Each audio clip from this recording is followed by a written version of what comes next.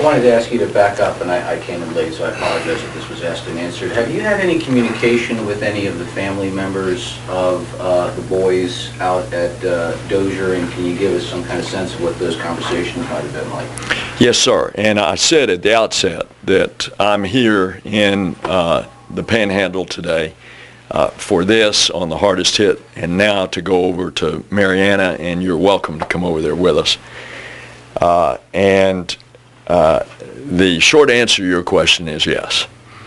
That's how we got involved in the first place. A fella named Glenn Varnado, who had a brother that died at the Mariana Boys School. Back then it wasn't called the Dozier School. I remember it as a kid, going to see my family over in the Chipley, Washington County area. And I'd go that little back road, and I'd go past these immaculately landscaped grounds.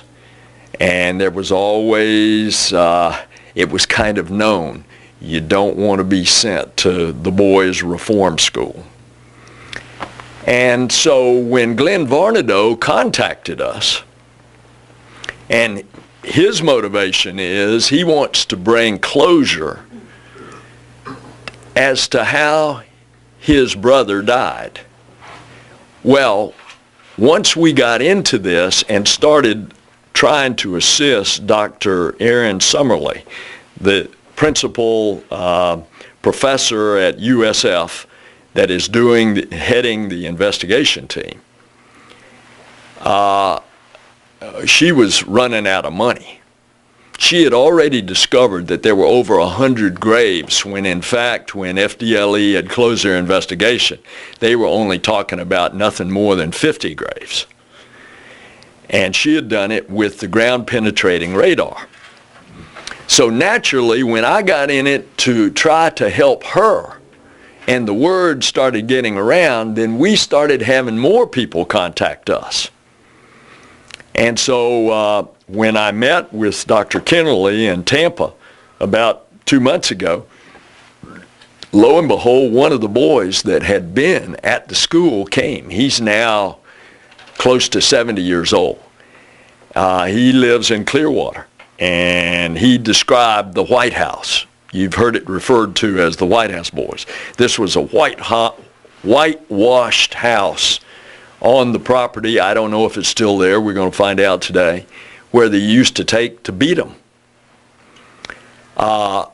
We then had another lady, a retired police officer from Lakeland, that contacted us, and I've subsequently met her, that her brother was taken under very suspicious circumstances and died as well.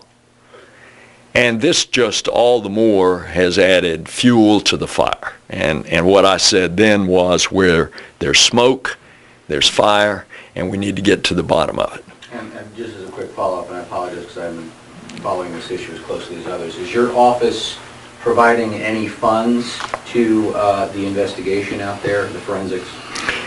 The short answer is I've been trying to find funds. Now, fortunately, it's in addition to federal funds, and I'll tell you about that in a second, the state legislature, there are a couple of legislators up here that have put in a couple $100,000 directed to the University of South Florida to continue the examination. And the Attorney General, Pam Bondi, has started the process under state law that would lead to the exhuming of bodies to see if crimes are committed. So what we did was write the Justice Department what is a source of funds to find out if crimes were committed. Remember, there's no statute of limitation on a crime of murder. And the Justice Department has just responded to us and said that there is a $3 million grant program for the use of DNA to try to determine if crimes have been committed, as well as identification. You know the name of that grant program? I'm going to hand out all that over in Marianna. After all these years with Dozier, what do you get out of it by doing the investigation? Well, first of all, you get to the truth. The second thing is you bring a lot of closure for families like Dr. Varnado that contacted us in the first place. And thirdly, if crimes were committed, we now have the technical and medical capability of determining if crimes were committed so that we could know what happened in a sordid past and make sure it never happens again.